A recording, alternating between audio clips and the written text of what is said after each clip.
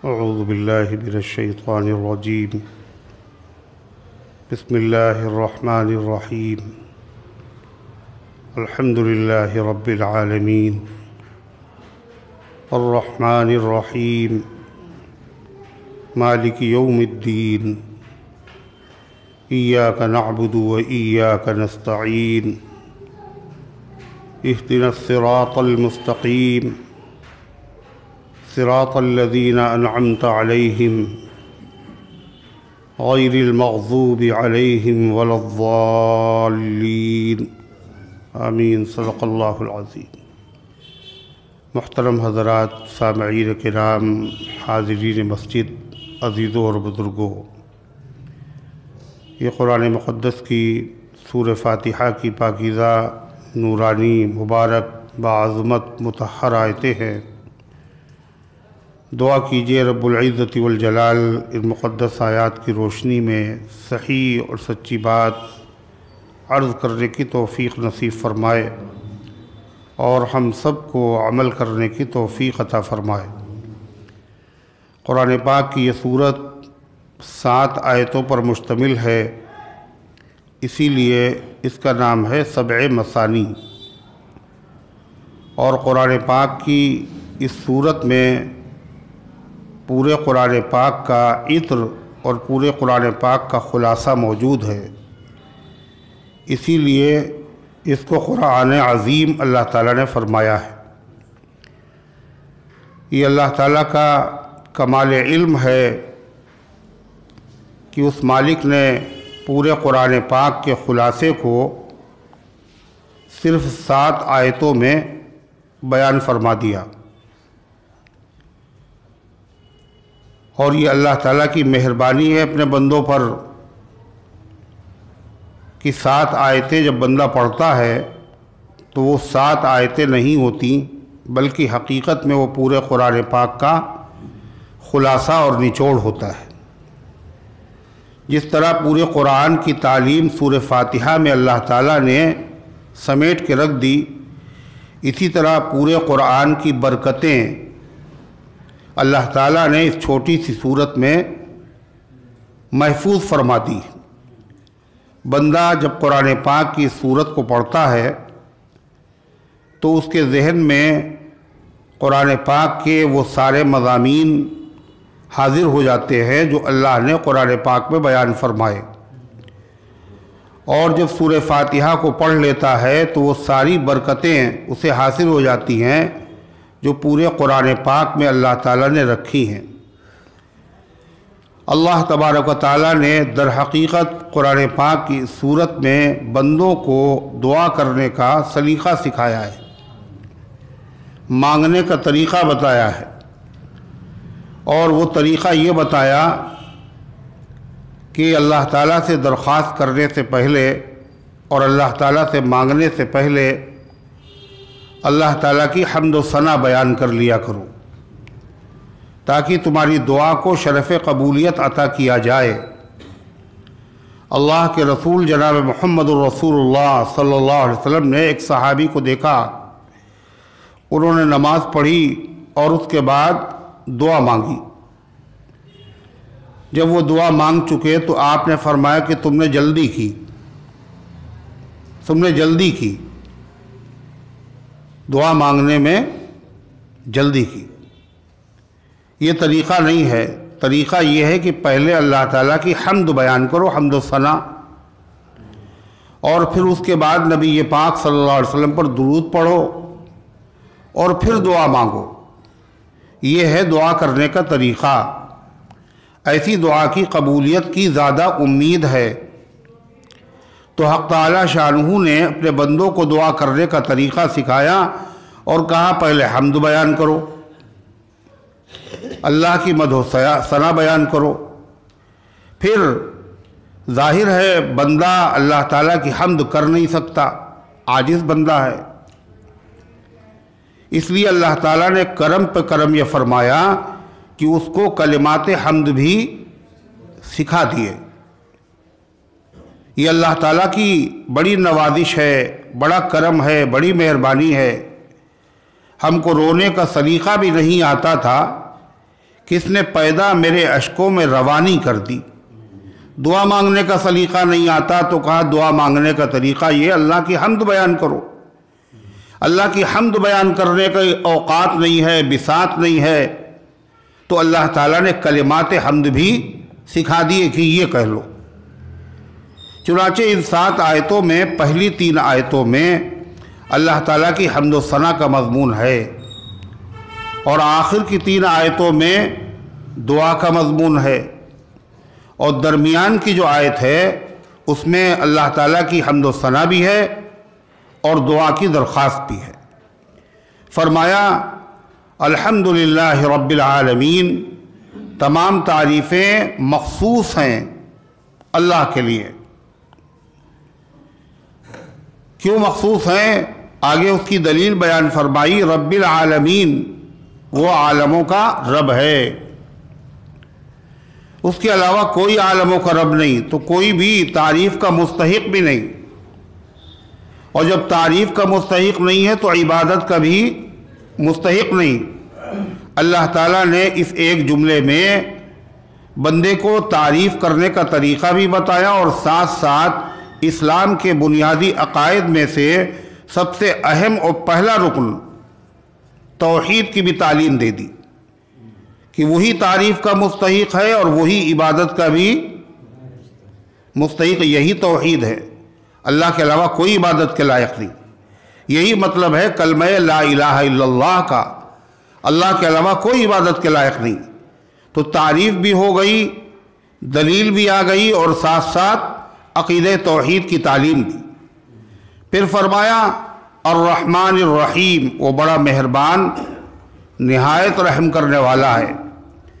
اللہ تعالیٰ نے اس مہربانی میں ذکر کر دیا، تعریف بھی ہو گئی، اور تعریف کے ساتھ ساتھ دوسرا جو بنیادی عقیدہ ہے، عقیدہ رسالت، عقیدہ نبوت، اس کی بھی بندوں کو اللہ تعالیٰ نے تعلیم و تلقین فرما دی، اور وہ اس طرح کہ اللہ تعالیٰ نے اپنے بندوں پر بڑا رحم فرمایا اور بڑا کرم فرمایا کہ ان کو پیدا بھی کیا اور ان کی پرورش بھی کی، اور اس کی ساری ضروریات ان کا اللہ نے انتظام فرمایا۔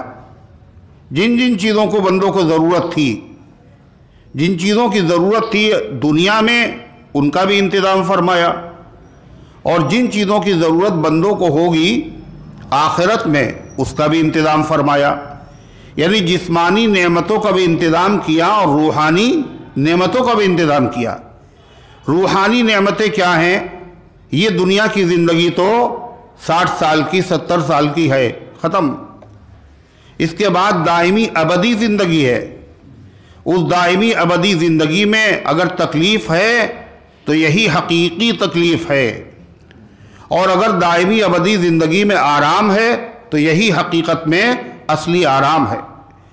تو دائمی ابدی زندگی میں تکلیف سے بچانے کے لیے اور ہمیشہ ہمیش کی نعمتوں سے اپنے بندوں کو نوازنے کے لیے اللہ تعالیٰ نے انبیاء علیہ السلام کو بھیجا، اور 1-2 نہیں، کم و بیش 1,24,000 پیغمبر آئے۔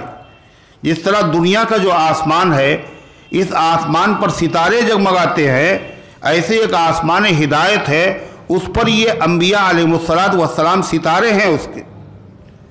اسی طریقے سے دنیا کے آسمان پر جس طرح آفتاب و ماہتاب ہیں، ایسے آفتاب ہدایت بھی ہے جناب محمد رسول اللہ صلی اللہ علیہ وسلم، ماہتاب ہدایت بھی ہے۔ آپ کی تعلیمات پر عمل کرنے کے بعد آدمی دائمی ابدی زندگی میں نقصان سے اور تکلیفوں سے بچ سکتا ہے، اور ہمیشہ ہمیش کی نعمتوں کا اپنے آپ کو حقدار اور مستحق بنا سکتا ہے۔ اس لیے فرمایا وہی رحمان ہے اور وہی رحیم ہے۔ پھر فرمایا اللہ تبارک و تعالیٰ نے تیسری صفت میں مالک یوم الدین، اس میں تیسرا عقیدہ بیان کیا۔ اسلام کا تیسرا بنیادی عقیدہ، پہلا عقیدہ توحید، اور دوسرا عقیدہ رسالت، اور تیسرا عقیدہ ہے قیامت، کہ یہ زندگی اصلی زندگی نہیں ہے، اس زندگی کے بعد ایک اور زندگی ہے، اس زندگی کو کہا جاتا ہے آخرت۔ یہ اس پر جب تک بندے کا ایمان نہ ہو وہ مسلمان نہیں ہو سکتا، صاحب ایمان نہیں ہو سکتا۔ اس عقیدے کی طرف اللہ نے رہنمائی کیسے فرمائی؟ فرمایا مالک یوم الدین، وہ بدلے کے دن کا مالک ہے۔ بدلے کے دن کا مالک کہہ کر کے اللہ تعالیٰ نے بتا دیا کہ یہ دنیا بدلے کی جگہ نہیں ہے، یہ عالم بدلے کا، جزا اور سزا کا نہیں ہے۔ یہاں کوئی آدمی چاہے جتنا آرام اور راحت میں ہو تو یہ نہیں کہا جا سکتا ہے یہ اس کے اعمال اچھے اعمال کا نتیجہ ہے، یہ آدمی بہت نیک ہوگا اس لیے اس کے ساتھ یہ معاملہ ہے، اس کو ترقی مل رہی ہے اور اس کو دنیا اور دنیا کی دولتیں اور دنیا کی رونقیں اور بہاریں مل رہی ہیں، ایسا کچھ نہیں۔ اس لیے کہ سب سے مالدار آدمی قرآن کے بیان کے مطابق تو قارون تھا۔ اللہ نے اس کو کتنے بڑے بڑے خزانے عطا فرمائے، کتنے خزانے دیے، قرآن نے تعداد نہیں بتائی مگر اشارہ کیا اس کے خزانوں کی کثرت کی طرف۔ ان مفاتحہ لتنوء بالعصبۃ اولی القوہ، اس کے خزانوں کی چابیاں تھکا دیتی تھی، عاجز کر دیتی تھی پہلوانوں کی جماعت کو۔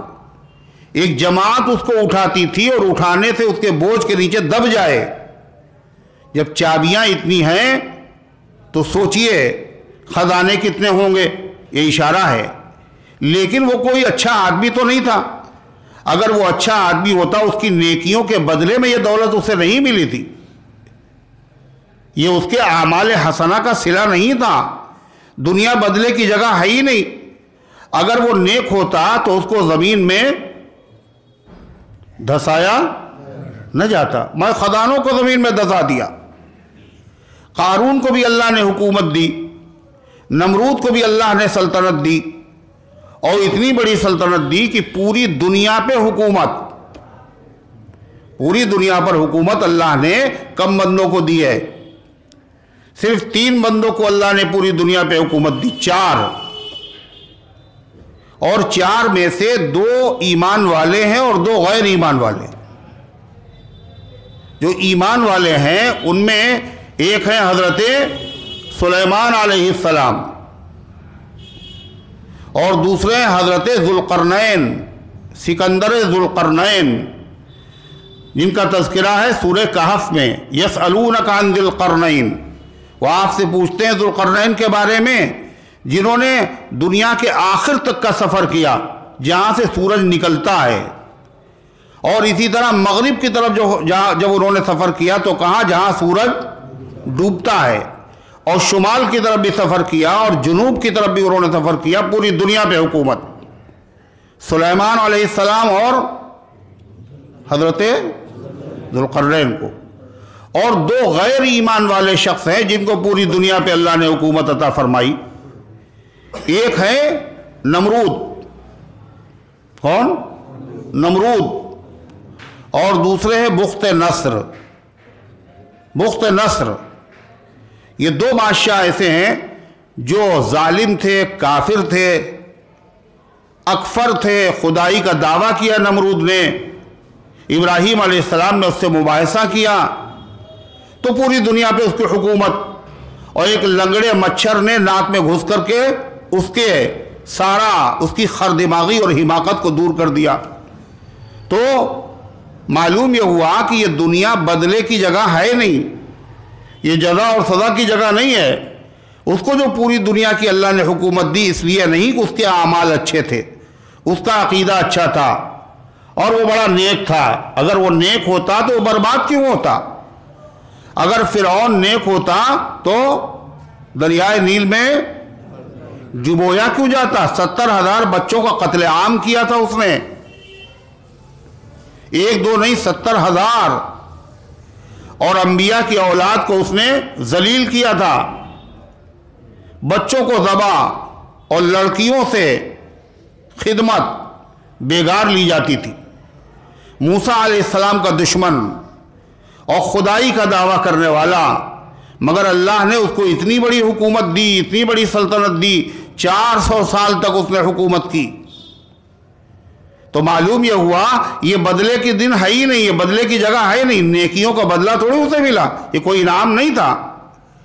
دنیا میں اگر کوئی آدمی چاہے جتنا عیش و آرام میں ہو، ترقی کے عالم میں ہو، دولت کی ریل پیل ہو، اقتدار اس کے پاس ہو، کبھی آدمی کو یہ نہیں سمجھنا چاہیے یہ اس کی نیکیوں کا، اس کی اچھائیوں کا، اس کے اعمال حسنہ کا بدلہ ہے، یہ بدلے کی جگہ ہی نہیں۔ تصویر کا دوسرا رخ، دنیا میں اگر کوئی آدمی کتنا ہی تکلیف میں مبتلا ہو، کتنا ہی پریشان ہو، چاہے پورا جسم اس کا زخمی ہو اور کہیں پر بھی کوئی جسم کا حصہ صحیح نہ ہو، پھر بھی یہ نہیں سمجھنا چاہیے اس نے کوئی بہت بڑا گناہ کیا ہوگا، اس گناہ کی سزا میں اس بیماری میں مبتلا کیا گیا ہے، ورنہ اتنی سخت سزا تھوڑی نہ دی جاتی اس کو۔ اللہ تعالیٰ نے اس کی نظیر رکھی کس کی؟ حضرت ایوب علیہ السلام، پیغمبر جلیل القدر، اور پورا جسم زخمی، اور سارے لوگوں نے ان کو چھوڑ دیا بیوی کے علاوہ، اور دولت بھی گئی اور اولاد بھی ختم، اور سارے اعزاء اقربا بھی ان سے کنارہ کش ہو گئے، اور 18 سال تک اسی مصیبت میں مبتلا، انہی تکالیف میں مبتلا حضرت ایوب علیہ السلام۔ وہاں تو گناہ کرنے کا کوئی سوال ہی نہیں پیدا ہوتا، اس لیے کہ ایوب علیہ السلام تو پیغمبر ہیں، اور پیغمبر سے گناہ ہو ہی نہیں سکتا، اس لیے کہ پیغمبر تو معصوم ہوتا ہے، اس سے گناہ کا سوال نہیں۔ حضرت ایوب علیہ السلام اس کے باوجود صبر کر رہے، اللہ کا ذکر کر رہے، کوئی شکوہ نہیں اور کوئی شکایت نہیں۔ بالآخر ایوب علیہ السلام نے دعا مانگی، یہ دعا بھی اس لیے مانگی کہ لوگوں کے عقیدے خراب نہ ہو جائیں، یہ نبی کی رحمت ہوتی، شفقت ہوتی ہے۔ بعض لوگوں نے کہا ایوب نے یقیناً کوئی ایسی غلطی کی ہے جس کی وجہ سے ان کے حال کے اوپر رحم نہیں ہو رہا، ورنہ تو ان کے حال پر رحم ہو جاتا۔ نبی سے بدگمانی اور بدظنی یہ بھی تو زہر قاتل ہے، آدمی کے لیے مصیبت ہے۔ اس لیے حضرت ایوب علیہ السلام نے دعا کی، رب انی مسنی الشیطان بنصب رب انی مسنی الضر وانت ارحم الراحمین۔ اے اللہ، شیطان نے مجھے آزار پہنچایا، شیطان نے مجھے تکلیف دینا شروع کر دی۔ شیطان نے مجھے کیسے تکلیف دینا شروع کی؟ میرے گھر والوں پر کو اس نے بہکانا شروع کر دیا، گھر والوں سے عقید توحید کو چھیننا چاہتا ہے شیطان۔ لکھا ہے مفسرین نے، ان کی بیوی جا رہی تھی اور دن بھر مزدوری کر کے اس کے بعد کھانے پینے کا انتظام کرتی تھی۔ مل گیا شیطان ایک دن راستے میں اور کہنے لگا ہم تمہارے بیمار کو اچھا کر دیں گے، اور اس کی فیس اتنی ہے، تم یہ کہہ دینا کہ تم نے اچھا کیا، بس اور کچھ نہیں میں چاہیے، تم نے اچھا کیا۔ چنانچہ آ کے انہوں نے بتایا، حضرت ایوب علیہ السلام نے فرمایا وہ تو شیطان مردود ہے، اللہ کے علاوہ شفا دینے والا کوئی نہیں، اب وہ میری گھر والی کے بھی عقیدے کو خراب کرنے لگا۔ اس لیے حضرت ایوب علیہ السلام نے دعا مانگی اللہ تعالیٰ سے، اور کون سی دعا مانگی؟ قرآن کریم میں اللہ تعالیٰ نے اس دعا کو ہمیشہ کے لیے محفوظ کر دیا۔ کیوں؟ جب امت میں کوئی آدمی تکلیف میں مبتلا ہو، بیماری میں مبتلا ہو، چاہے جتنی بڑی بیماری ہو، وہ یقیناً اس دعا کی برکت سے اچھی ہو جائے گی، مایوس نہ ہو۔ کیا دعا ہے وہ؟ رب انی مسنی الضر وانت ارحم الراحمین۔ اے میرے رب، مجھے تکلیف پہنچ رہی ہے اور آپ تمام مہربانوں سے زیادہ مہربان ہیں۔ یہ کہا اور دعا قبول ہو گئی۔ اللہ تعالیٰ نے فرمایا ارکض برجلک، ذرا زمین کے اوپر اپنا پیر ماریے۔ حضرت ایوب علیہ السلام نے جو زمین پہ پیر مارا تو تازہ تازہ پانی کا چشمہ ابل پڑا۔ ھذا مغتسل بارد وشراب، یہ نہانے کے لیے ٹھنڈا ٹھنڈا پانی ہے اور پینے کے لیے حضرت ایوب علیہ السلام نے اس پانی کو پیا اور جو غسل کیا تو ایک لمحے میں ساری بیماری ختم ہو گئی، اور وہی حسن اور وہی جمال اور وہی شکل اور وہی صورت ان کی اللہ تعالیٰ نے پھر سے ان کو عطا فرما دی۔ اور بیوی جب آئیں تو انہوں نے دیکھا وہ تو پہچان نہیں پائی، اتنے دنوں سے اپنے مریض کو جس حال میں دیکھ رہی تھی آج ایک دم سے صحت مند۔ کہا تم نے ہمارے مریض کو دیکھا ہے؟ ہاں ہمارا مریض تھا۔ کہا کون؟ کہا ایوب۔ کہا وہ تو ہم ہی ہیں۔ کہا مذاق نہ کرو ہم سے، اللہ کی بندی وہ ہم ہی ہیں۔ جب بہت غور سے دیکھا تو ان کو یقین آ گیا۔ اتنی زبردست شفا اللہ تعالیٰ نے اس میں رکھی ہے، بس دل سے آدمی دعا مانگے۔ تو معلوم یہ ہوا کوئی آدمی کتنی ہی تکلیف میں مبتلا ہو، اس کی تکلیفوں کو دیکھ کر آدمی کو بدظن نہیں ہونا چاہیے۔ اس نے کوئی گناہ کیا ہوگا، کوئی حرکت کی ہوگی جس کی سزا میں اللہ تعالیٰ نے اس کو اس مصیبت میں مبتلا کر دیا ہے، اس لیے کہ یہ دنیا سزا کی جگہ ہے ہی نہیں۔ اور کوئی کتنا ہی آرام میں ہو، راحت میں ہو اور دولت میں ہو، اس آدمی کے بارے میں یہ نہیں سمجھنا چاہیے، یہ معیار نہیں قائم کرنا چاہیے یہ اللہ کا بڑا مقبول بندہ ہوگا اور بڑا محبوب بندہ ہوگا اور یہ بہت نیکیاں کرتا ہوگا۔ ایسا نہیں ہے۔ اس لیے یہاں نیکیوں کا صلہ بھی نہیں ملتا۔ مالک یوم الدین وہ بدلے کے دن کا مالک ہے۔ معلوم یہ ہوا یہ دنیا بدلے کی جگہ ہے ہی نہیں۔ بدلے کے لیے اللہ، یہ دنیا کیا ہے پھر؟ دار العمل۔ عمل مانے کام، دار العمل کام کرنے کی جگہ۔ کام اچھے بھی ہوتے ہیں، برے بھی ہوتے ہیں۔ ہر آدمی کام کر رہا ہے، کوئی نہ کوئی کر رہا ہے۔ اگر وہ زبان سے گالیاں بک رہا ہے یہ بھی ایک کام ہے، اور دعا دے رہا ہے یہ بھی ایک کام ہے، ذکر کر رہا ہے یہ بھی کام ہے، کسی کی مدد کر رہا ہے یہ بھی کام ہے، کسی کو ستا رہا ہے یہ بھی کام ہے، ماں باپ کی خدمت کر رہا ہے یہ بھی کام ہے، ماں باپ کو آنکھیں دکھا رہا ہے یہ بھی کام ہے۔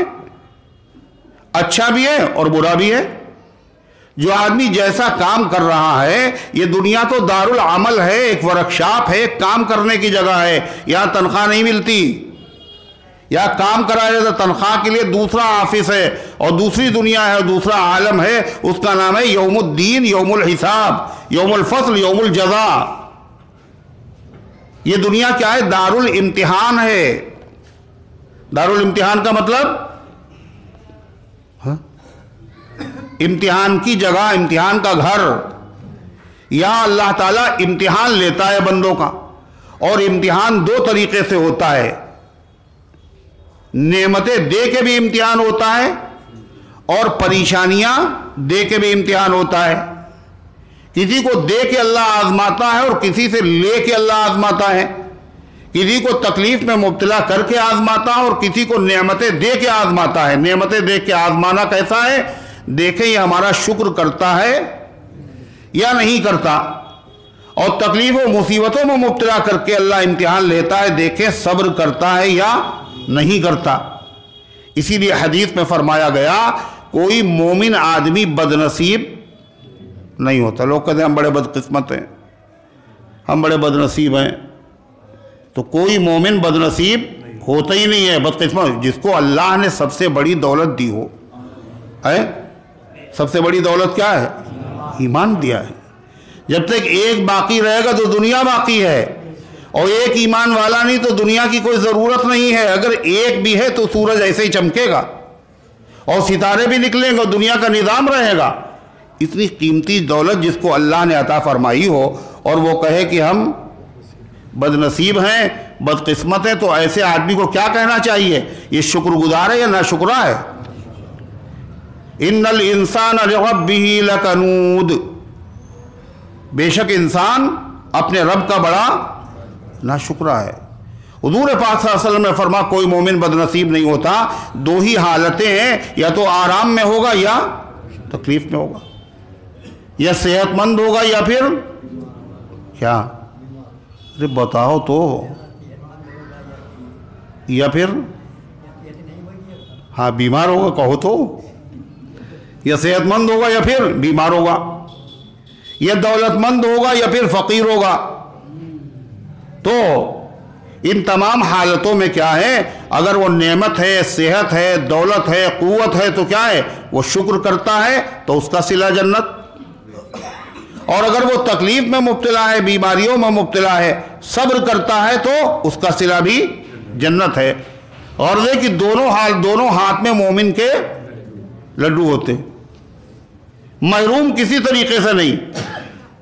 حضرت جاہز جو تھے، ان کی بیوی جو تھی وہ انتہائی بد شکل، اس لیے کہ اللہ ہر آدمی کو ہر چیز نہیں دیتا،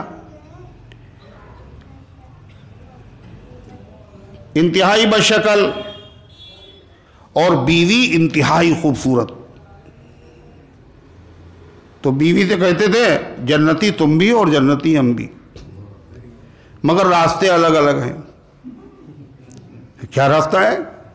کہ تمہارا راستہ جو ہے جنت میں جانے کا صبر ہے، اتنی خوبصورت بیوی اور ایسا شوہر اس کے ساتھ نبھا رہی ہو تم، اور میرا راستہ شکر کا ہے کہ میں اتنا بدصورت بشکل اور بیوی اتنی خوبصورت اللہ نے عطا فرمائی ہے، میں شکر کر رہا ہوں، میں شکر کے راستے سے جاؤں گا اور تم صبر کے راستے سے۔ تو انبیاء علیہ السلام کا امتحان دنیا میں سب سے زیادہ ہوتا ہے۔ الانبیاء وشد بلان، انبیاء کا سب سے زیادہ امتحان ہوتا ہے۔ ثم الامثل فالامثل، پھر جو ان سے کم درجے کے، پھر جو ان سے کم درجے کے ہیں۔ صحابہ کا امتحان، انبیاء کا امتحان، اولیاء اللہ کا امتحان، شہداء کا امتحان کیسے کیسے ہوا؟ آپ نے فرمایا مجھے جتنا اللہ کے راستے میں ستایا گیا اتنا کسی نبی کو نہیں ستایا گیا۔ کس نے کہا؟ حضور پاک صلی اللہ علیہ وسلم۔ اب ایک سوال، حضور پاک صلی اللہ علیہ وسلم کی عمر پاک کتنی ہے بھائی؟ 63 سال، نبوت کے بعد 23 سال۔ اور نوح علیہ السلام کی عمر کتنی ہے؟ 1050۔ وہ پرانا سبق یاد ہے، 950 تبلیغ کا زمانہ ہے، 1050 سال۔ نوح علیہ السلام بھی اللہ کے راستے میں ستائے گئے، اور کتنے دن ستائے گئے؟ 950 سال۔ اور کیسے کیسے ستائے گئے؟ اتنا مارا گیا کہ بے ہوش ہو گئے، سمجھ گئے ابھی ہم مر گئے، اور پھر صبح تبلیغ۔ ایک ہفتہ نہیں، 950 سال۔ اور حضور انور صلی اللہ علیہ وسلم نے جو تبلیغ کی ہے تو 23 سال۔ آپ فرما رہے جتنا مجھے ستایا گیا اتنا کسی کو نہیں ستایا گیا۔ تو 23 سال زیادہ ہے یا 950 سال زیادہ ہے؟ سوچ لیجئے، 950 سال بظاہر زیادہ ہیں، مگر آپ یہ فرمائیں جتنا مجھے ستایا گیا اتنا کسی کو نہیں ستایا گیا۔ اور آپ صادق بھی ہیں، مصدوق بھی ہیں، آپ کی بات 100% برحق۔ پھر کیسے؟ یہ عجیب و غریب بات ہے، اس لیے کہ تکلیف کا جو معیار ہے وہ کاہے پہ نفاست، نزاکت، حساس ہونے پر ہے۔ جتنی طبیعت آدمی کی نازک ہوگی اتنی ہی زیادہ اسے تکلیف ہوگی۔ ارے ہوگی نہیں ہوگی؟ جتنی طبیعت میں لطافت ہوگی، باریکی، نفاست، قوت، اتنی ہی زیادہ اسے تکلیف ہوگی۔ ہر نبی کو اللہ تعالیٰ نے لطافت عطا فرمائی، مزاج کے اعتبار سے نفاست عطا فرمائی، لیکن سب سے زیادہ لطافت اللہ تعالیٰ نے اور نفاست اور نزاکت کس کو عطا فرمائی؟ احساس محمد رسول اللہ صلی اللہ علیہ وسلم۔ تو جس کو جتنا زیادہ احساس ہوگا اور جس کی طبیعت میں جتنی زیادہ نازک ہوگی اتنی ہی زیادہ اس کو تکلیف بھی پہنچے گی۔ ہم لوگوں کو ایسے تو سمجھ میں آئے گا نہیں۔ حضرت مرزا مظہر جانان شہید رحمت اللہ علیہ ایک بہت بڑے بزرگ گزرے، اور اورنگزیب عالمگیر کے یہ خالازاد بھائی بھی تھے ایک قول کے مطابق، بڑے اللہ والے، بڑے بزرگ، اور اللہ نے ان میں نفاست اور لطافت کوٹ کوٹ کے بھری تھی، اتنے نازک، اتنے نفیس الطبع، اتنے لطیف المزاج کہ جس سے عام آدمیوں کو کوئی تکلیف ہی نہیں ہوتی، ان کو اس سے بھی تکلیف ہوتی تھی۔ عالم یہ تھا کہ ایک دن بادشاہ سلامت آئے ملاقات کرنے کے لیے۔ یہ وہ دربار ہے جہاں فقیر بھی آتے ہیں اور بادشاہ بھی آتے ہیں۔ اس کاخ فقیری کے آگے شاہوں کے محل جھک جاتے ہیں۔ بادشاہ سلامت خود آئے ہیں اور گفتگو کی، دعا کی درخواست کی اور کہا کہ حضرت پانی آپ کے وہاں ہے پینے کے لیے؟ انہوں نے کہا وہ رکھی سراہی، خود نکالیے اور خود پیجئے، ہم بادشاہ تو ہیں نہیں۔ انہوں نے اس سے پانی نکالا اور پانی پیا، اور اس کے اوپر جو کٹورا تھا اس کو ٹیڑھا رکھ دیا، بے خیالی میں اپنے یوں ہی رکھ دیا، وہ تھا ٹیڑھا۔ اب اس کے بعد آئے اور کہنے لگے حضرت آپ کے پاس تو بہت لوگ آتے ہیں اور کہاں کہاں سے آتے ہیں، اور بڑی زحمت آپ کو ہوتی ہوگی، آپ کے وہاں کوئی خادم تک نہیں ہے، کتنی زحمت آپ کو؟ میرا جی چاہتا ہے کہ میں آپ کے وہاں ایک خادم رکھ دوں تاکہ وہ آپ کی خدمت کریں اور آپ زحمت سے بچ جائیں۔ تو اللہ والے جو ہوتے ہیں وہ پہلے تو جھیلتے ہیں طبیعت کے اوپر، لیکن بہت مجبور ہو کر کے وہ اظہار کرتے ہیں۔ جب انہوں نے یہ کہا، پہلے تو کچھ نہیں کہا، لیکن جب انہوں نے یہ بات کہی ہم آپ کے وہاں کوئی خادم رکھ دیں، تو کہنے لگے میاں بادشاہ ہو گئے آپ، اور آپ کو کٹورا رکھنے کا سلیقہ نہیں۔ آپ نے جو سراہی پہ کٹورا رکھا ہے وہ ٹیڑھا ہے، اور ہیں آپ بادشاہ، اور جب سے آپ نے رکھا ہے میرے سر میں درد ہو رہا ہے، اور اگر خادم ہوگا تو کیا حرکتیں کرے گا؟ جب بادشاہ کا یہ حال ہے تو غلام و خادم کا کیا حال ہوگا؟ تو دم ہی نکل جائے گا۔ آپ بتائیے کیا ہم لوگوں کو بھی ہوتا ہے اس سے درد؟ یہ طبیعت کے اندر احساس، لطافت، نزاکت، یہ تو نبی کے غلام کا حال ہے۔ اللہ کے نبی صلی اللہ علیہ وسلم کا مزاج کتنا اعلیٰ ہوگا۔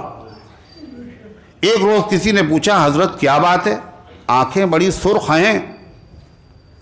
کہنے رات میں نیند نہیں آئی، اور نیند نہ آنے کا سبب یہ ہے کہ وہ ایک خاتون نے کہا تھا یہ اللہ والے ہیں ہم ان کے لیے ایک لحاف بنائیں گے، اور بڑی محبت سے انہوں نے لحاف بنایا، اور رات کو جو میں نے وہ لحاف اوڑھا تو مجھے رات بھر نیند نہیں آئی، اور نیند نہ آنے کا سبب کیا بتاتے ہیں؟ اس کے اندر جو انہوں نے دھاگے ڈالے تھے وہ ٹیڑھے تھے،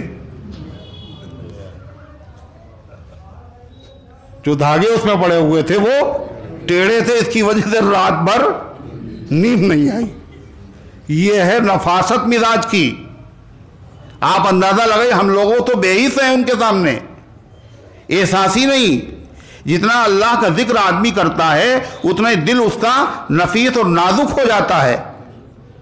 اسی طریقے سے ایک مرتبہ ایک صاحب کا خط آیا اور انہوں نے لکھا کہ حضرت ہم آپ کی زیارت کے لیے اور آپ کی ملاقات کے لیے اور آپ سے فیض حاصل کرنے کے لیے سال میں ایک مرتبہ آتے ہیں، اور میرا جی یہ چاہتا ہے، یہ گیپ لمبا ہو جاتا ہے، اس لیے ہم 2 مرتبہ حاضر ہونا چاہتے ہیں، اجازت کی ضرورت ہے۔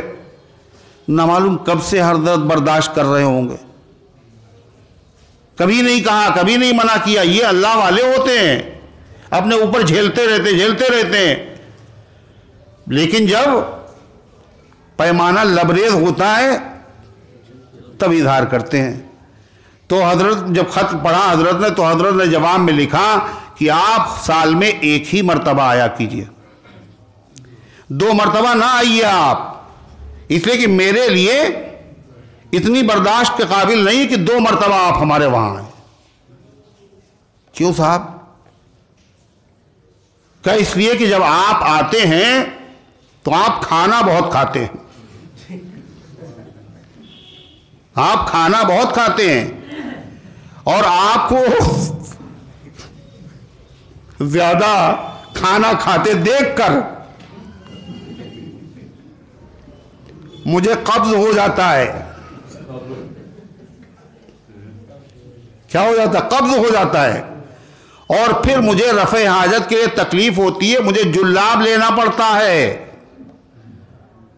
تو سال میں 1 مرتبہ یہ زحمت برداشت کر لوں یہ آسان ہے، سال میں 2 مرتبہ یہ برداشت سے زیادہ۔ یہ نفاست ہے، یہ نزاکت ہے، کس کی؟ حضور پاک صلی اللہ علیہ وسلم کے جو غلاموں کے غلاموں کے غلاموں کے غلام ہیں، انہی کے خادم تھے امام الاولیاء، جن کا میں نے ذکر کیا تھا سورہ فاتحہ کی فضیلت میں۔ امام الاولیاء حضرت شاہ غلام علی صاحب رحمۃ اللہ علیہ، بہت بڑے امام، بہت بڑے بزرگ، دہلی میں ان کی قبر ہے، اور حضرت مرزا صاحب جو تھے وہ ان کے خادم تھے، خادم تھے مرزا صاحب کے، وہ خادم تھے اور امام الاولیاء ہیں۔ جب خادم امام الاولیاء ہے تو جس کے خادم ہوں گے اس کا مقام کتنا اونچا ہوگا۔ تو حضرت امام الاولیاء نے کیا فرمایا سورہ فاتحہ کے بارے میں؟ ہم غریبوں کے یہاں کبھی بیماری نہیں آتی، اور اگر کبھی بیماری نے رخ کیا، جہاں 7 مرتبہ میں نے سورہ فاتحہ پڑھی پتہ بھی نہیں چلتا بیماری تھی یا نہیں۔ وہ امام الاولیاء حضرت شاہ غلام علی صاحب رحمۃ اللہ علیہ۔ تو حضرت مرزا صاحب نے کہا کہ پنکھا جھلیں ذرا تھا، انہوں نے پنکھا جھلا، اور جانتے تھے کہ بہت نازک مزاج ہے، تو اس لیے پنکھا جو انہوں نے آہستہ آہستہ جھلا، کہیں تیز نہ ہو جائے، حضرت کو ناگوار گزرے۔ فرمایا کہ جان نہیں ہے تمہارے ہاتھوں میں؟ تو انہوں نے جو تیز کیا، کہنے کیا اڑا دینا چاہتے ہو؟ اتنی لطافت اور نزاکت ہوتی ہے اللہ والوں کے مزاج میں۔ دارالعلوم دیوبند کے محتمم حضرت مولانا حبیب الرحمان صاحب، بہت بڑے عالم، بہت بڑے بزرگ، اور حضرت مولانا رشید احمد صاحب گنگوہی رحمۃ اللہ علیہ کے وہاں خادم خدمت کر رہے ہیں۔ اتنا بڑا عالم، اتنے بڑے عالم کی خدمت کر رہا ہے۔ چائے بنائی اور کہا حضرت چائے کیسی ہے؟ کہنے لگے اس میں کچے پانی کی بو آ رہی ہے۔ ایک بزرگ کی بات نہیں ہے، کچے پانی کی بو۔ تو کچے پانی کی بو کیسے آ رہی؟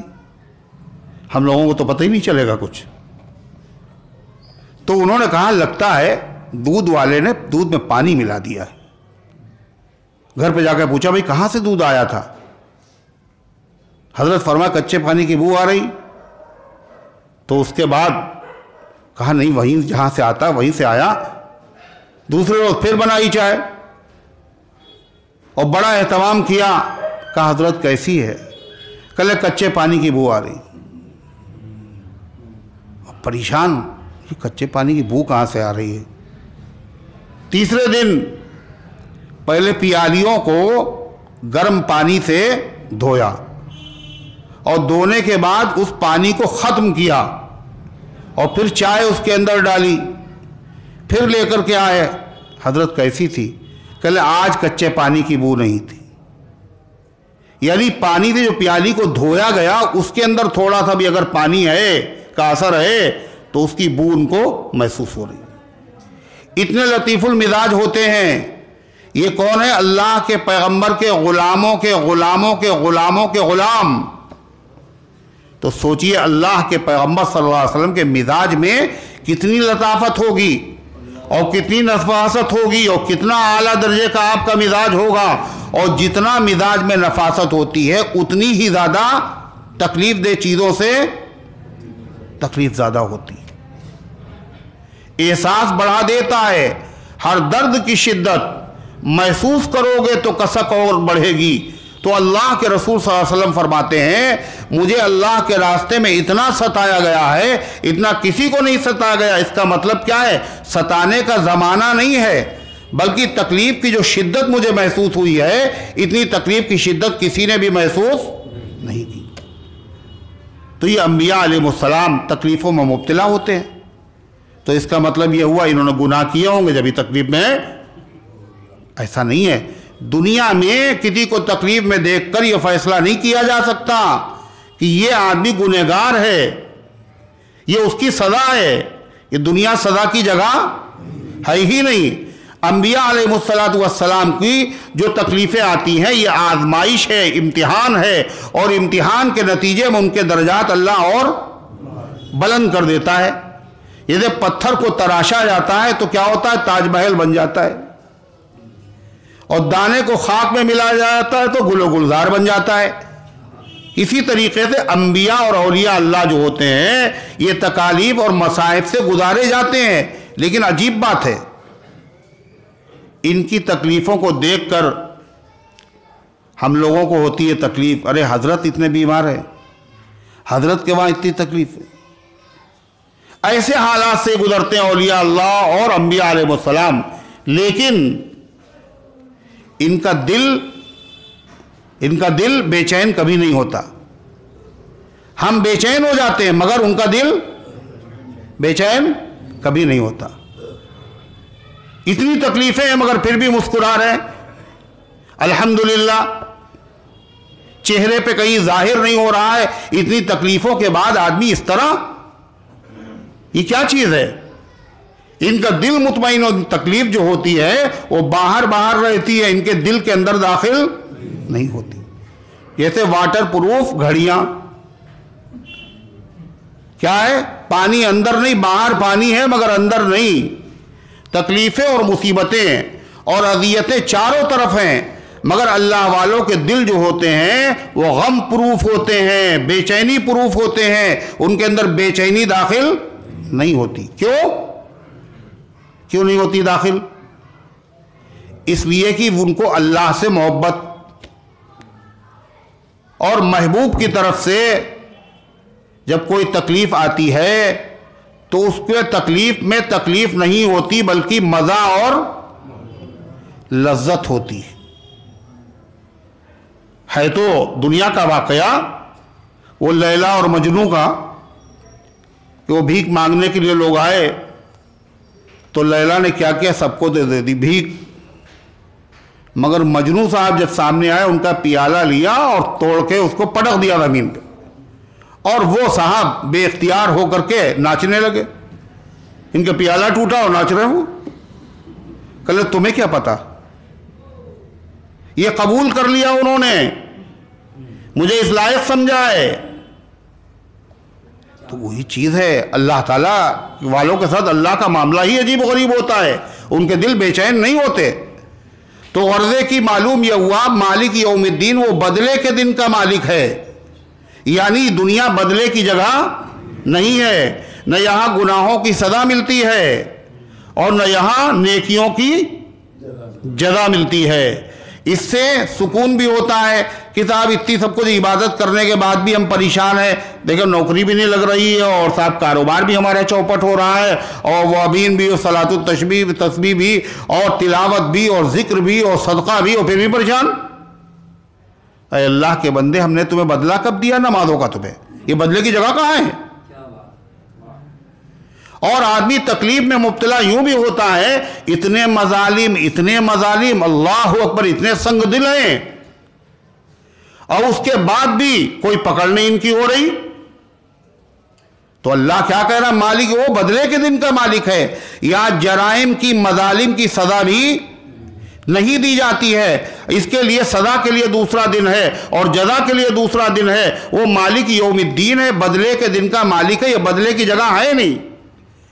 ہاں البتہ گناہوں کی اور نیکیوں کی تھوڑی بہت کبھی کبھی اللہ بدلہ دیتا ہے دنیا میں، تھوڑا سا، اور یہ جو تھوڑا سا دیتا ہے یہ بھی کیا ہے؟ نمونہ ہے، صرف پورا بدلہ، نہ پوری سزا اور نہ پورا بدلہ، کچھ گناہ ایسے ہیں جن کی سزا اسی دنیا میں ملتی ہے. غور سے سنو. کچھ گناہ ایسے ہیں جن کی سزا دنیا ہی میں ملتی ہے. کیسے ہوں گے وہ گناہ؟ اللہ بڑے سے بڑے مجرم کو دنیا میں سزا نہیں دے رہا ہے مگر ان کو دنیا میں سزا دے رہا ہے.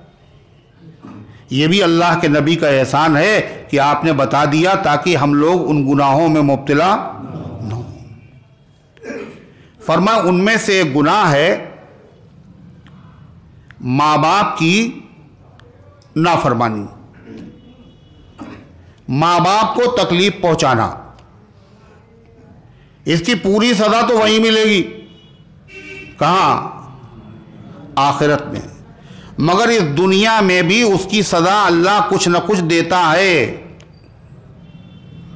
کیا سزا ہے؟ عام طور پر تو یہی ہوتا ہے روزی کے دروازے اللہ تنگ کر دیتا ہے. سمجھ میں نہیں آ رہا ہے کیا ہوا؟ اچھا بھلا کاروبار تھا، اچھی بڑی ملازمت تھی، سب کچھ سکون سے چل رہا، یہ ہوا کیا؟ اور ادھر ادھر دیکھ رہا ہے، یہ نہیں دیکھ رہا ہے کیا ہوا. ماں کو تکلیف پہنچی ہے، باپ کو تکلیف پہنچی ہے. اس لیے حضور پاک صلی اللہ علیہ وسلم نے فرما دیا تاکہ آپ کے امتی ہوشیار رہیں اور اس کام سے اپنے آپ کو بچائے رکھیں. اور اللہ فرماتا ہے یہ جو ظاہر میں تم کر رہے ہو، ہمیں تمہارے دل کا حال معلوم ہے، تم کس نیت سے کر رہے ہو، کس نیت سے کر رہے ہو. اور سب کچھ کرنے کے بعد حق تو ادا ہو ہی نہیں سکتا. فرمایا کہ سب کچھ کرنے کے بعد بھی اللہ سے دعا مانگو، رب ارحمہما کما ربیانی صغیرا، اے میرے رب ان پر رحم فرما جیسے انہوں نے بچپن میں میرے حال کے اوپر رحم کیا ہے. اور بڑھاپا اور بچپنا بالکل ایک جیسا ہے. جیسے کمزور تھا بچپن میں ایسے بڑھاپے میں کمزور. جیسے یادداشت اس وقت نہیں تھی، یادداشت اب بھی نہیں ہے. انہوں نے پوچھا بچے نے ابا یہ کیا ہے؟ انہوں نے کہا یہ کوا ہے. پھر تھوڑی دیر کے بعد یہ کیا ہے؟ کہنے یہ کوا ہے. پھر تھوڑی دیر کے بعد یہ کیا ہے؟ کہنے یہ کوا ہے. بتاتے رہے. جب بڑے ہو گئے اور پڑھ لکھ کر کے آئے تو انہوں نے کہا اپنے بیٹے سے بیٹا یہ کیا ہے؟ تو بیٹے کو بڑی حیرت ہوئی، ابا ہم سے پوچھ رہے ہیں یہ کیا ہے؟ کہ بیٹا یہ کوا ہے. کہا ابا جان یہ کوا ہے. تھوڑی دیر بعد بیٹے یہ کیا ہے؟ کہنے ابھی تو بتایا تھا تمہیں اور جانتے خوب پھر پوچھ رہے ہیں آپ. ارے یہ کیا ہے بیٹے تم نے بتایا نہیں. کہے کہہ تو دیا، کتنے مرتبہ کہیں؟ کیا دماغ خراب ہے آپ کا؟ تو انہوں نے دکھائی اپنی ڈائری. دیکھو بچپن میں تم نے مجھ سے 70 مرتبہ پوچھا تھا یہ کیا ہے، تو میں نے ہر مرتبہ محبت کے ساتھ بتایا تھا کوا ہے. اور 3 مرتبہ تم سے ہم نے پوچھا ہے ابھی، اور تمہارا پارا ہائی ہو گیا اور تم آپے سے باہر ہو گئے. یہ کیا ہے؟ رب ارحمہما کما ربیانی صغیرا. اسی لگا اما یبلغن عندک الکبر احدہما او کلاہما فلا تقل لہما اف ولا تنہرہما. اگر ماں باپ میں سے دونوں یا ایک بڑھاپے کی عمر کو پہنچ جائیں. یہ بڑھاپے کا ذکر ہی اس لیے ہے کہ عام دنوں میں خدمت کرنا مشکل نہیں ہے، بڑھاپے میں ماں باپ کی خدمت کرنا بہت مشکل ہے. جب ان کا دماغ بھی قابو میں نہ رہے، جب وہ ضدی ہو جائیں، جب وہ چڑچڑے ہو جائیں، جب ان کو دوا بھی کھلانا ہو، جب ان کو بات بات پہ غصہ آ رہا ہو، اللہ فرماتا اس وقت ان کی خدمت کرنا. اور یہی نہیں، غصہ آنے کے بعد غصے کا اظہار بھی نہ کرنا کہ ہمیں بہت غصہ آ رہا ہے. کیسے؟ کیا فرمایا؟ وَلَا تَقُلْ لَهُمَا اُفْ. اور اف بھی نہ کہنا. اف کا مطلب فو، یعنی ایسا لگا جیسے بہت برا لگ رہا ہے، ناگوار گزر رہا ہے. یہ بھی نہیں ہو، یہ حرام ہے. اف کہنا بھی حرام ہے. اس سے بڑی باتیں کیا جائز ہو جائیں گی؟ یہ ان گناہوں میں سے ہے۔ ایک صاحب جو تھے وہ ان کے بیٹے ابا کو پیر پکڑے انہوں نے گھسیٹا، اور گھسیٹ رہے ہیں، جب ایک درخت آیا تو انہوں نے کہا کہ بیٹا بس کرو اب یہیں تک۔ ان کا اتنی دیر سے گھسیٹ رہے تو بولے نہیں، اور کرے یہیں تک، کہلے ہم نے بھی اپنے باپ کو یہیں تک گھسیٹا تھا۔ دنیا میں جن گناہوں کی سزا اللہ دیتا ہے ان میں سے کیا ہے؟ ماں باپ کی نافرمانی ہے۔ اور یہ بات اولاد کو سننے کی ضرورت نہیں ہے نا، آج ہر گھر میں یہ مرض ہے۔ اس بیماری کا علاج کہاں ہے؟ اللہ کے کلام میں ہے، اللہ کے کلام میں ہے، اور اس کا ذمہ دار کوئی نہیں ہے، وہ ماں باپ ہے جنہوں نے اپنی اولاد کو یہ دوا نہیں دی، ماں باپ کے حقوق نہیں بتائے۔ اللہ نے اپنے کلام میں ہر مرض کو بیان کیا، مرض کو بھی بیان کیا، مرض کا علاج بھی اللہ نے قرآن میں بتایا۔ تو جو گناہ جن کی اللہ دنیا میں سزا دیتا ہے ان گناہوں میں سے گناہ کون سا ہے؟ ماں باپ کی نافرمانی ہے۔ کہا کہ بڑا معقول سوال کیا صحابہ نے، اللہ ان کو جزائے خیر دے۔ ایک صحابی کہنے لگے حضور صلی اللہ علیہ وسلم سے، اے اللہ کے رسول وَإِن ظَلَمَ، اچھا اگر ماں باپ زیادتی کریں تو؟ اگر زیادتی انہی کی ہو تو؟ پھر بھی خاموش رہیں، پلٹ کے جواب نہ دیں؟ کتنا معقول سوال ہے۔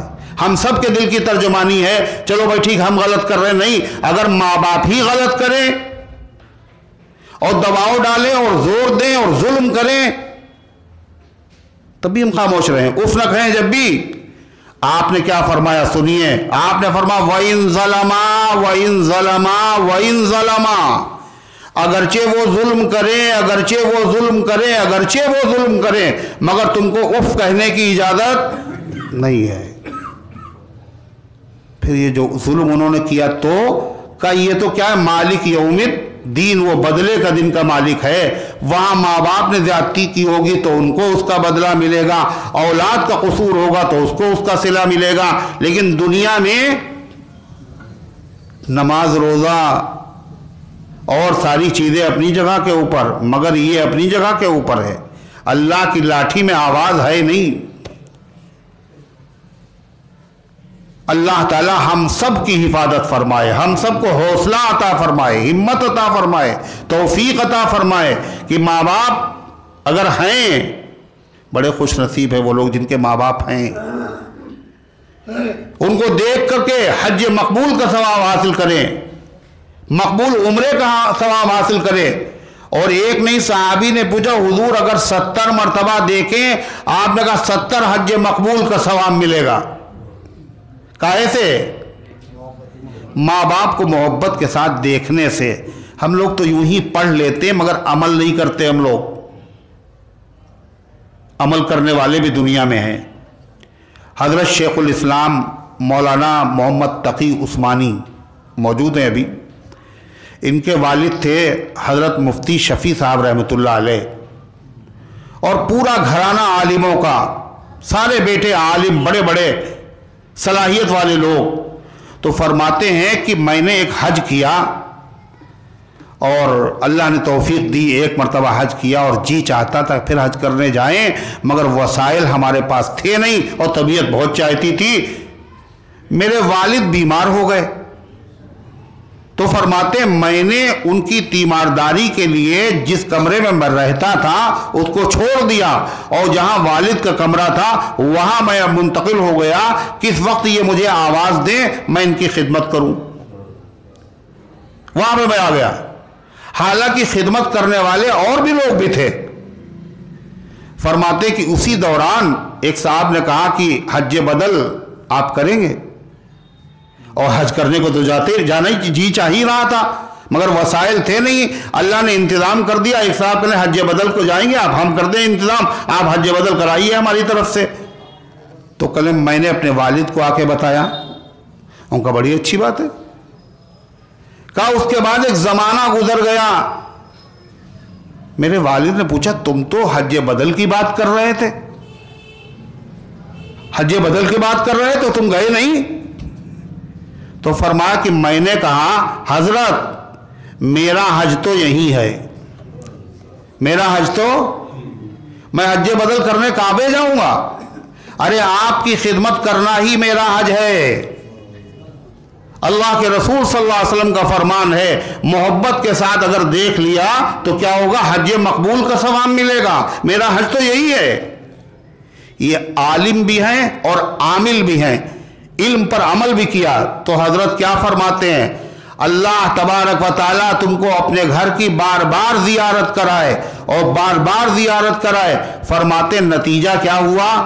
اب کوئی سال ایسا نہیں گزرتا کہ جب میں حج کرنے نہ جاتا ہوں، اور نہ معلوم کتنے وہاں کے مدرسوں کا میں ممبر ہوں، اور وہاں جا کر کے میں کئی ہفتے قیام بھی کرتا ہوں۔ یہ سب کیا ہے؟ دین کی سمجھ کی بات ہے اور ماں باپ کی خدمت کا نتیجہ ہے۔ ماں باپ کی خدمت کا صلہ بھی اللہ اسی دنیا میں دیتا ہے۔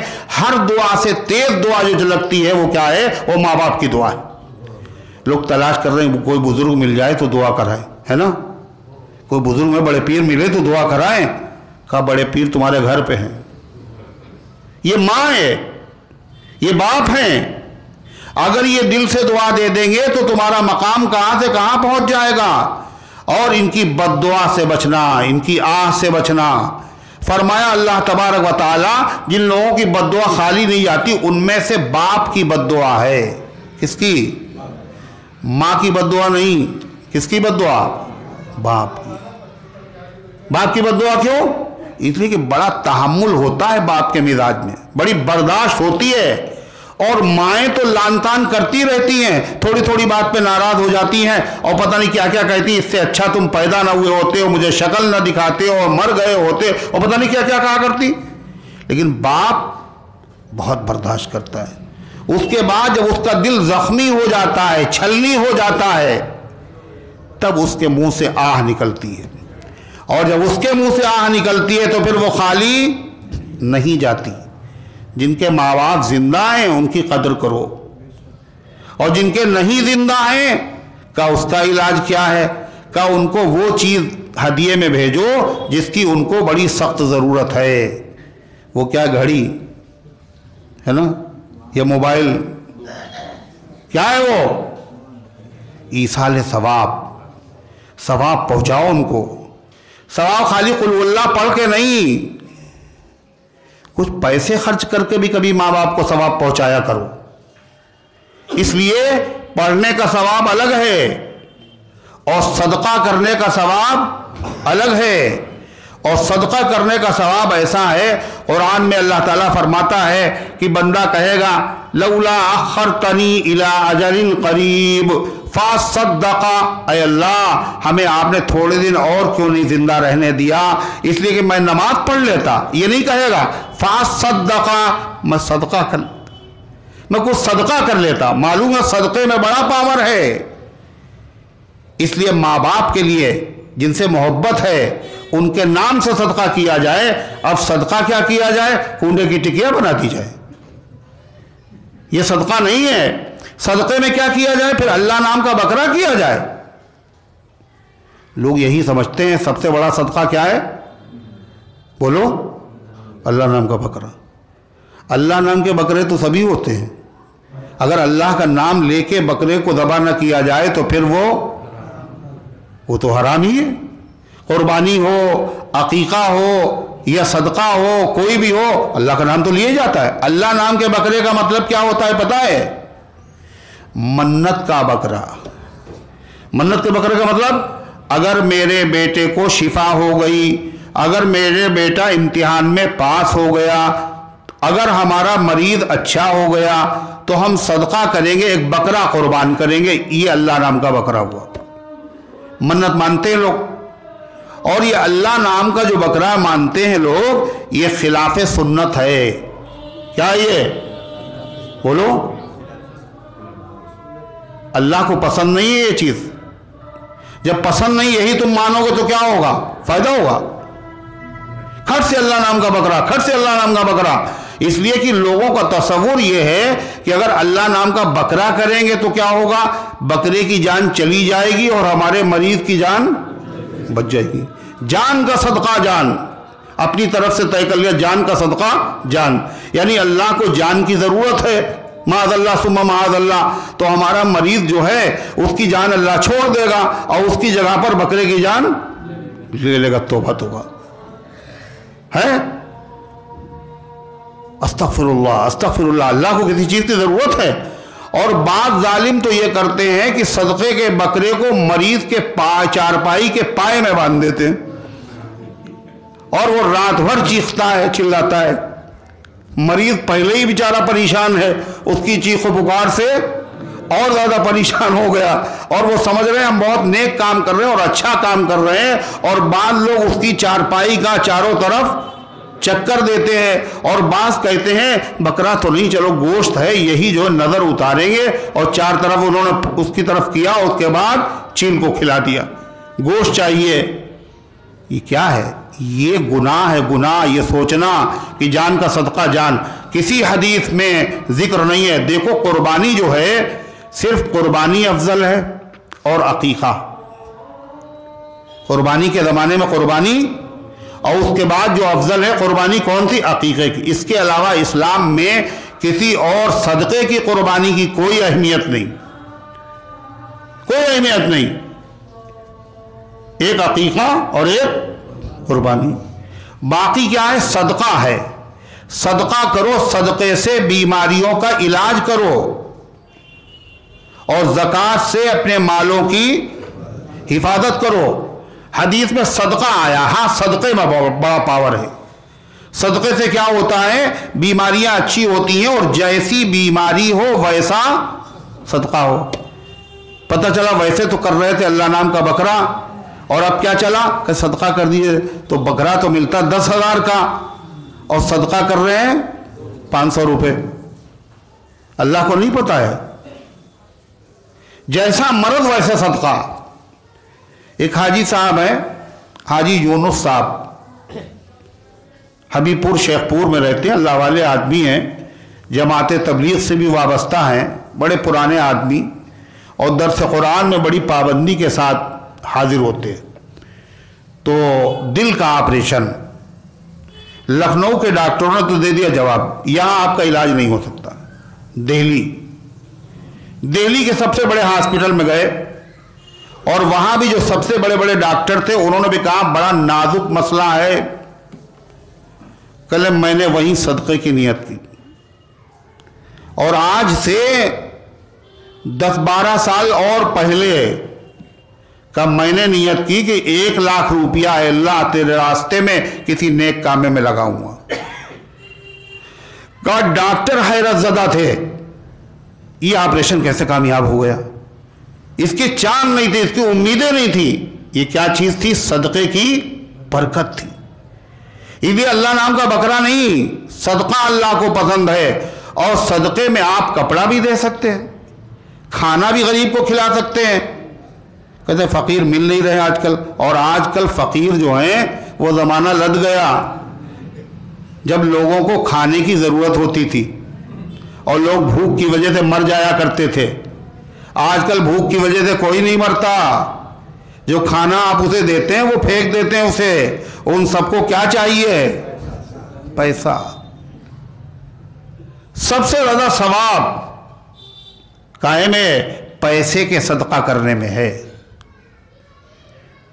کیوں؟ اس لیے کہ پیسہ وہ چیز ہے جس سے غریب آدمی کی ہر ضرورت پوری ہو جاتی ہے۔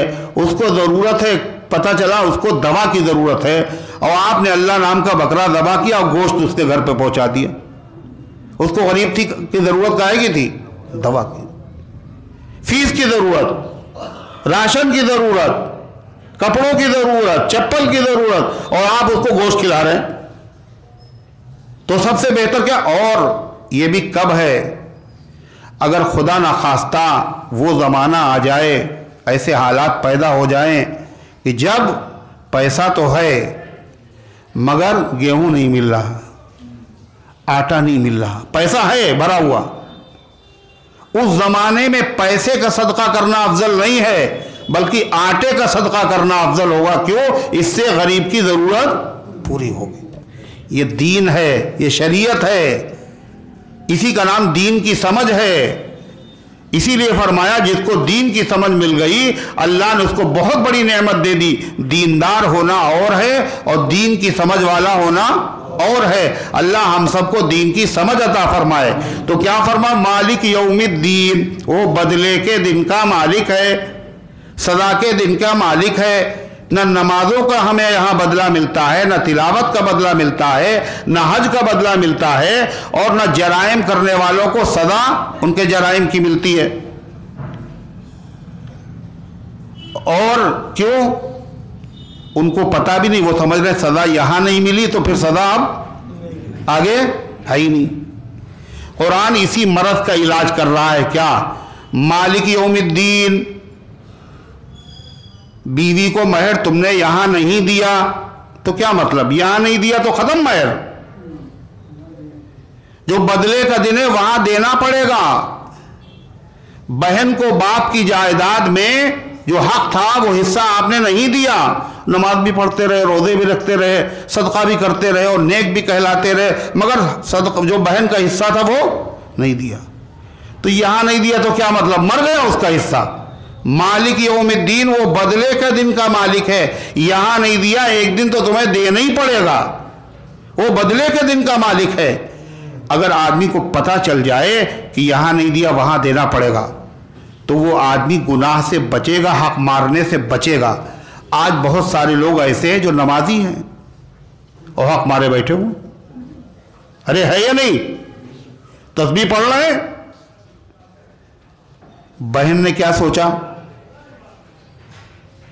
بہن نے یہ سوچا کہ صاحب ان سے اگر مانگیں گے حق ان کا موڈ خراب ہو جائے گا، یہ بولنا چھوڑ دیں گے اور دیں گے ویسے بھی نہیں، چلو ہم نے معاف کیا۔ یہ جو بہن نے کہہ دیا معاف کیا، اس معافی کا اعتبار نہیں۔ شوہر نے دیکھا، بیوی نے دیکھا شوہر صاحب کا موڈ خراب ہے، اور خراب اسی لیے ہے کہ مہر میں نے معاف نہیں کیا، اگر مہر معاف کر دیں گے تو بھی ان کا موڈ صحیح ہو جائے گا۔ اس نے معاف کر دیا، جو معاف کر دیا، یہ معافی کا اعتبار نہیں ہے، یہ زبردستی دباؤ کے تحت معافی ہے۔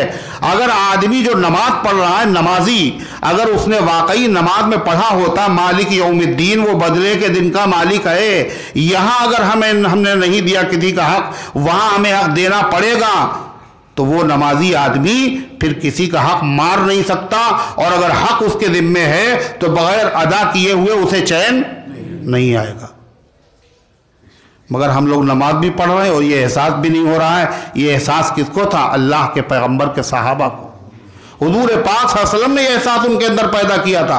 حضور انور صلی اللہ علیہ وسلم مسجد کی نماز کی صف سیدھی کر رہے ہیں، اس لیے صفیں جیسی ہوں کوئی مسئلہ نہیں، نماز سے پہلے آپ صف سیدھی کرتے۔ ایک صحابی جو تھے وہ تھوڑا سا آگے بڑھے ہوئے کھڑے ہوئے تھے، تو آپ صلی اللہ علیہ وسلم کے ہاتھ میں نیزہ تھا، آپ نے ان کے سینے پہ چبویا، پیچھے ہٹو۔ انہوں نے کہا اللہ کے رسول، مجھے آپ نے تکلیف پہنچائی ہے اور مجھے اس کا بدلہ چاہیے۔ یہ کوئی مولانا، یہ کسی بزرگ کا قصہ نہیں ہے، نبیوں کے امام کا اور صحابی کا قصہ ہے۔ صحابہ سے زیادہ نبی کو کوئی چاہنے والا نہیں، اور نبی سے زیادہ کوئی محبوب ترین شخصیت پیدا بھی نہیں ہوگی، اور ان سے بڑا کوئی ایمان والا بھی نہیں، مگر شریعت ہے، شریعت کہ بدلہ یہاں دے دو ورنہ وہاں دینا پڑے گا۔ یہی امت کو سکھایا آپ نے، یہاں دے دو ورنہ وہاں دینا پڑے گا۔ وہ کہہ رہے ہیں حضور آپ نے جو میرے یہ نیزہ چبو دیا، مجھے تکلیف، مجھے بدلہ چاہیے۔ اور سارے صحابہ خاموش۔ صحابہ کو غصہ آ رہا ہوگا نہیں آ رہا ہوگا، یہ کیا آدمی ہے، یہ کیا کریں، اتنے سمجھدار ہو کے کہہ رہے ہیں بدلہ چاہیے، مگر کوئی صحابی بول نہیں سکتا۔ کیوں؟ یا ایھا الذین آمنوا لا تقدموا بین یدی اللہ ورسولہ، اے ایمان والو اللہ اس کے رسول سے آگے مت بڑھو۔ یہاں کیا معاملہ ہے؟ یہاں بولیں گے ضرور، یہاں بولیں گے ضرور۔ مسئلہ کسی سے پوچھو، مسئلہ ہم بتا دیں گے، ہمیں اتنا ظرف ہی نہیں ہے، برداشت ہی نہیں۔ ابلا جا رہا ہے, ابال آیا جا رہا ہے. صحابہ کے واقعے وہ سب باادب لوگ تھے, ادب سکھایا ان کو. عبداللہ ابن عمر کو معلوم ہے اللہ کے نبی سوال پوچھ رہے ہیں اور ان کو جواب معلوم ہے, مگر انہوں نے جواب دیا نہیں. تو یہ صحابہ ہیں, دیکھ رہے ہیں غصہ آ رہا ہے, یہ کہہ رہے ہیں بدلہ لیں گے. بتائیے, حضور سے بدلہ لینے کہہ رہے ہیں, کوئی بول ہی نہیں رہا. کیوں؟ مسئلہ حضور کا ہے, حضور بولیں گے, ہم کیسے بولیں؟ تو آپ نے فرمایا کہ آؤ بھائی بدلہ لے لو. یہ بدلہ کون دے رہا ہے؟ اللہ کے رسول. اسی دنیا میں بدلہ دے رہے.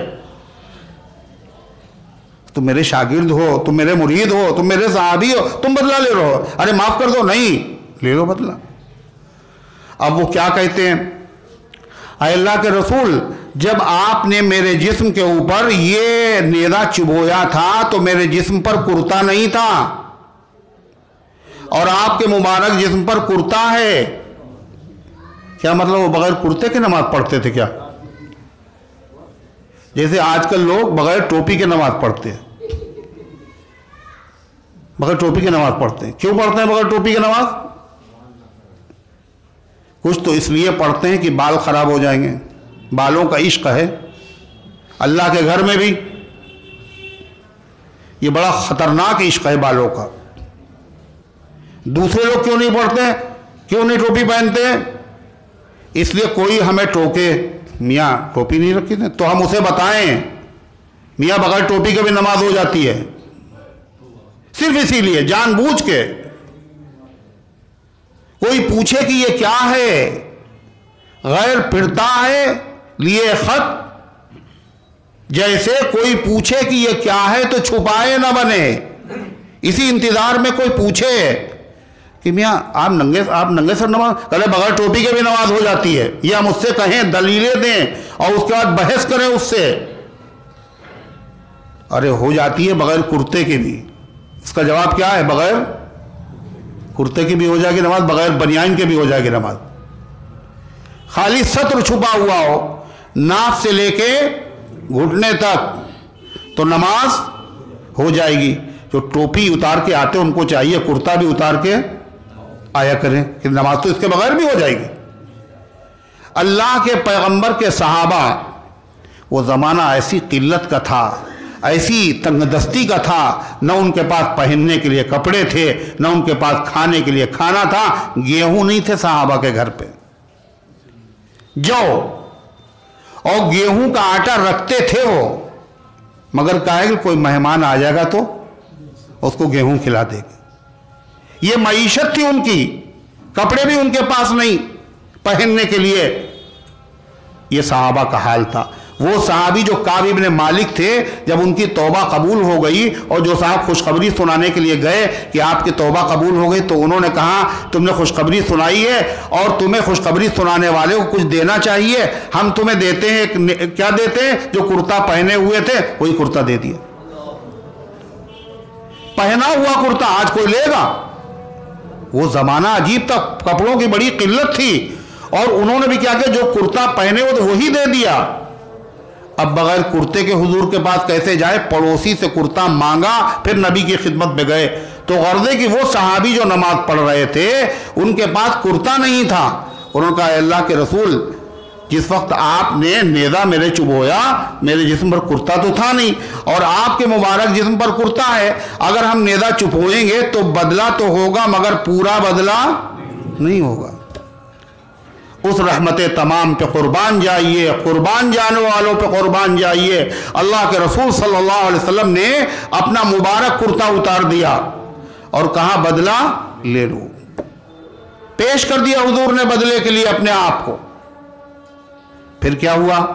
وہ صحابی آگے بڑھے اور بڑھنے کے بعد آپ کے نورانی جسم سے لپٹ گئے اور چمٹ گئے اور چومنے لگے اور کہنے اے اللہ کے رسول, بدلہ کسے لینا تھا؟ بہت دنوں سے یہ انتظار تھی اور تمنا تھی آپ کے جسم سے لپٹ جاؤں اور چپٹ جاؤں اور چومنے کا موقع ملے. آج موقع مل گیا مجھے, یہ تھا مقصد. مگر حضور صلی اللہ علیہ وسلم نے تو اپنے آپ کو پیش کر دیا بدلے کے لیے. اللہ فرماتا مالک یوم الدین, وہ بدلے کے دن کا مالک ہے. اگر یہاں اللہ تعالیٰ کا دستور کیا ہے؟ اللہ کے وہاں امحال ہے, احمال نہیں. امہال کا مطلب مہلت دینا، اللہ مہلت دیتا ہے،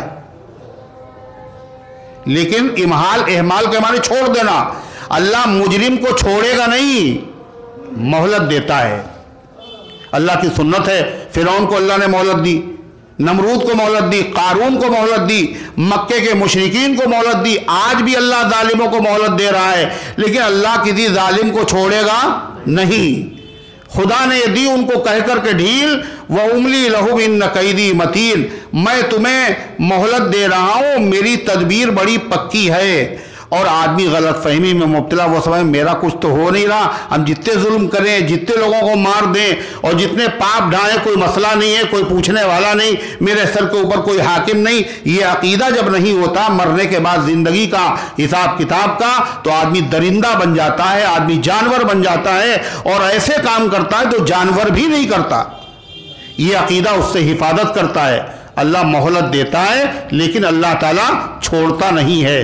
جیسے مچھلی کا شکار ہوتا ہے، چارہ لگایا کانٹے میں اور پھینک دیا، اور مچھلی نے کھٹ سے اس کو نگل لیا، وہ سمجھی کہ بغیر محنت کے آج کھانا مل گیا، اور نگلنے کے بعد لے کے بھاگی، تو شکاری نے ڈور کو ڈھیلا کر دیا، وہ اور بھاگی، اس نے اور ڈھیلا کر دیا۔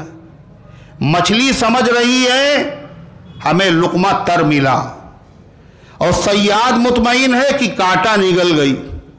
شکاری کہتا جائے گی کہاں، ڈھیل دے رہا۔ اللہ ڈھیل دے رہا ہے، یہ مطلب نہیں ہے اللہ کے علم میں نہیں کون ظالم ہے، یہ مطلب بھی نہیں اللہ بدلہ لینے سے عاجز ہے، لیکن اللہ فرماتا ہے، سورہ فاتحہ پڑھتے ہو اور پھر بھی تمہارے ذہن میں یہ سوال آتا ہے کہ غیروں کو نوازا کیوں جا رہا ہے اور ظالموں کو سزا کیوں نہیں دی جا رہی ہے؟ تم خدا بننے کی کوشش نہ کرو، سورہ فاتحہ پڑھو، تمہارے سوالوں کا جواب اور تمہاری پریشانیوں کا حل اس میں ملے گا۔ اللہ نے کون سی آیت میں اس کا جواب ہے؟ مالک یوم الدین، اللہ بدلے کے دن کا مالک ہے۔ دنیا میں اللہ بدلہ نہیں دے رہا، بدلہ کب دے گا؟ قیامت کے دن، آخرت کے دن پورا بدلہ۔ اگر دنیا میں کچھ تھوڑا بہت سزاؤں کا بدلہ ملتا ہے، کئی جرائم تھے جن کی سزا دنیا میں ملتی ہے؟ کئی تھے؟ سبحان اللہ، کئی جرائم تھے؟ 3، میں نے بتایا 1، مگر 2 نہیں بتائے، اور آپ لوگ بھی پوچھیں گے بھی نہیں، ہے نا؟ چلیے اچھا، پھر بتائے جائیں گے۔ اتنے رہنے دی، اللہ ان گزارشات کو قبول فرمائے، عمل کرنے کی توفیق عطا فرمائے۔ وحیدہ خاتون اسپتال میں ایڈمٹ ہیں، اللہ شفا عطا فرمائے۔ فہرینہ بیمار ہے، اللہ شفا عطا فرمائے۔ حافظ محمد ابرار صاحب کی طبیعت خراب ہے، آپریشن ہوا ہے، اللہ شفا عطا فرمائے۔ مولانا محمد مسعود صاحب کی دادی کا انتقال ہو گیا، انا للہ و انا الیہ راجعون، اللہ مغفرت فرمائے۔ آراف کی والدہ، نفیس کی والدہ کی طبیعت خراب ہے، اللہ شفا عطا فرمائے۔ نسیم صاحب کی طبیعت خراب ہے، عبدالسلام اور محمد عظیم کی والدہ، اللہ تعالیٰ ان تمام بیماروں کو شفا عطا فرمائے اور تمام حاجت مندوں کی حاجتوں کو پورا فرمائے۔ اللہم صلی علی سیدنا وعلی آل سیدنا کما صلیت۔ اللہم انت السلام و منک السلام تبارک یا ذا الجلال والاکرام۔ اے اللہ ہم سب کی حاضری کو اپنی رحمت سے قبول فرما، ایمان کامل عطا فرما، اعمال صالحہ کی توفیق عطا فرما، نفس و شیطان کے دھوکے سے، برے کاموں سے، بری باتوں سے اللہ ہم سب کی حفاظت فرما، عالم اسلام میں امن و امان قائم فرما۔ اے اللہ اس درس قرآن کو اپنی رحمت سے قبول فرما لے۔ اے اللہ اس کی برکت سے عقائد، اعمال، اخلاق، معاشرے کی اصلاح فرما۔ اے اللہ جتنے بھی حاضرین اور شرکاء ہیں ان سب کو اپنی رحمتوں سے نواز دے۔ اے اللہ اپنے کلام کی محبت اور کلام کا عشق ہر ایمان والے کے دل میں پیدا فرما دے۔ اے اللہ تو نے سننے اور سنانے کی توفیق دی ہے، عمل کی بھی توفیق عطا فرما دے۔ جہاں کہیں تیرے بندے پریشان حال ہیں، غیب سے ان کی مدد فرما، جو بیمار ہیں شفا عطا فرما، جو حاجت مند ہیں ان کی حاجتوں کو پورا فرما، جو غلط مقدمات میں پھنسے ہوئے ہیں عزت کے ساتھ، اجلت کے ساتھ، اے اللہ ان کو رہائی عطا فرما۔